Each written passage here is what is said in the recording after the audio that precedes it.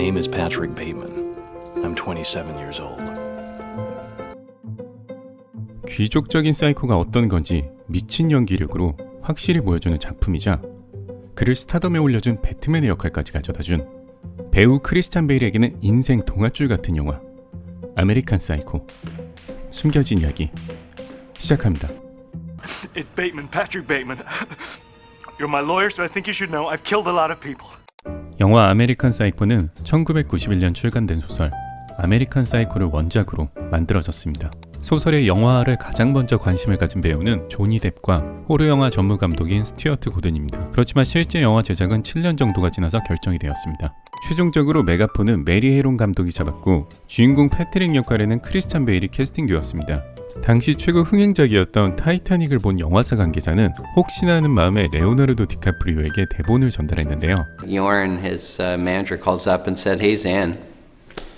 He wants to do this movie. 메리 감독은 중간에 사퇴를 하였고 배역 준비를 위해 닭만 먹으며 하루 종일 운동을 하던 배트맨 형은 하루아침에 닭쫓던 신세가 되었습니다. 전 세계 10대 소녀들의 우상이었던 레오나르도는 주변의 만류와 본인의 팬층을 고려해 다행히 영화 출연을 포기하게 됩니다. 제작비 700만 달러가 투자된 저예산 제작 영화이며 총 흥행 수익으로 3,400만 달러를 벌어들입니다. 고급 아파트에서 흰색 빤스를 입고 운동하는 주인공의 모습이 인상적인데요. 흰색 속옷은 당연히 캘빈 클라인 언더웨어일 줄 알았는데 브랜드 페리엘리스에서 제공했습니다. 원래는 캘빈 클라인에서 협찬을 받기로 했지만 주인공의 사이코 캐릭터와 브랜드 이미지를 제고하여 중간에 협찬을 포기했습니다. 참고로 페리엘리스는 랄프 로렌, 캘빈 클라인과 함께 미국 패션계의 트로이카로 불리며 1980년대 아메리칸 캐주얼을 대표하던 브랜드입니다. 영화 촬영을 하며 브랜드 협찬은 너무 어려웠고 브랜드가 언급되는 것조차 금지된 경우가 있었는데요. Where did you get that overnight bag? Jean-Paul Gaultier. 원작 소설에서는 가방의 브랜드는 꼼데 가르송이었지만 해당 브랜드의 동의를 얻지 못해 영화에서는 장폴 고티에로 수정되었습니다. Don't touch the watch. 이 장면에서도 원래 소설 속 대사는 시계 건들지마가 아닌 롤렉스 건들지마입니다. 이 부분 역시 같은 이유로 롤렉스사에서 본인들의 브랜드가 직접적으로 언급되는 것을 원치 않았다고 합니다.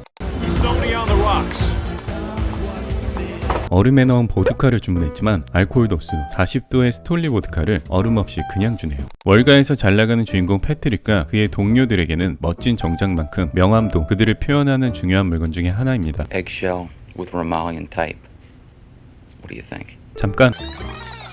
인수합병, 영어로는 M&A라고 하죠. 기업 인수를 뜻하는 acquisition에 C가 빠져서 스펠링이 틀린 것을 확인할 수 있습니다. 얘도 틀렸네. Where did you go to school? Harvard. The Whitney Houston's debut LP, called simply Whitney Houston, had 4 #1 singles on it. Did you know that, Chrissy? 데뷔 앨범에서 싱글 차트 1위 곡은 3개였습니다. Where did you go to school? Harvard. 주인공 패트릭의 친구 엘리자베스의 역할은 영화 아메리칸 사이코의 작가 기네비어가 점 연기했습니다. Patrick, you're a lunatic. 원작 소설에서는 주인공의 이름 때문에 배트맨이라는 별명을 갖게 됩니다. 훗날 배트맨이 되는 주인공에게 처음으로 살해된 직장 동료 폴 알렌은 같은 영화는 아니지만 조커 역을 연기하게 되죠. 크리스마스 파티 장면에서 주인공의 루돌프 머리띠를 보면 귀 앞으로 착용한 걸 볼 수 있는데요. 이어지는 장면에서는 귀 뒤로 이동되어 있습니다. 최고급 레스토랑 도르시아에 전화 예약을 하는 이 장면, 카메라 앵글이 바뀌며 앞머리가 사라진 걸 볼 수 있습니다. Yes, I know it's a little late, but is it possible to reserve a table? Dorothy is nice. Dorsia? 실제로 뉴욕에는 도르시아라는 이름의 레스토랑이 있지만 영화에 나오는 레스토랑과는 관련이 없다고 합니다. 그렇지만 해당 레스토랑의 페이스북을 들어가 보면 영화 아메리칸 사이코를 이용해 재미있게 홍보하는 것을 확인할 수 있습니다. 이유는 잘 모르지만 바지를 주워 입는 장면에서 기다란 마이크가 노출되는 것을 볼 수 있습니다. 실종된 폴의 행방을 찾는 이 장면, 마이크가 또 한 번 노출됩니다.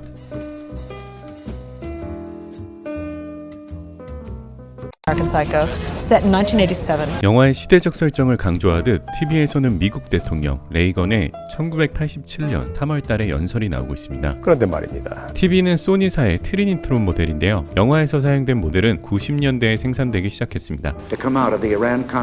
1980년대 미국의 신흥부자인 여피족은 깨끗함과 세련됨을 추구했는데요. 주인공이 살고 있는 아파트 인테리어에서도 그러한 성향을 잘 확인해 볼 수 있습니다. 그런데 말입니다. 깨끗한 침실에 걸려있는 저 전화기는 뱅앤올룹슨사의 전화기로 1998년부터 출시되기 시작한 모델입니다. 주인공의 우상은 당연히 여피족의 대명사이자 부동산 재벌 도널드 트럼프입니다. 주인공은 시내를 나가거나 고급 식당에 들어서면 혹시나 트럼프를 마주칠 수는 있지 않을까 기대하기도 하는데요. Is that Ivana Trump?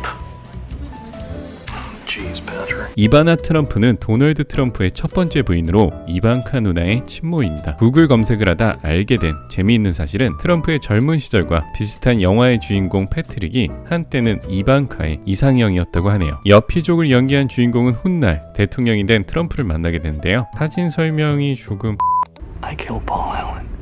But that's simply not possible. Because I had dinner with Paul Allen twice in London. No, you. 영화를 보고 나면 실제로 주인공이 살인을 저질렀는지 아니면 주인공 머릿속의 상상인지 헷갈리게 되는데요.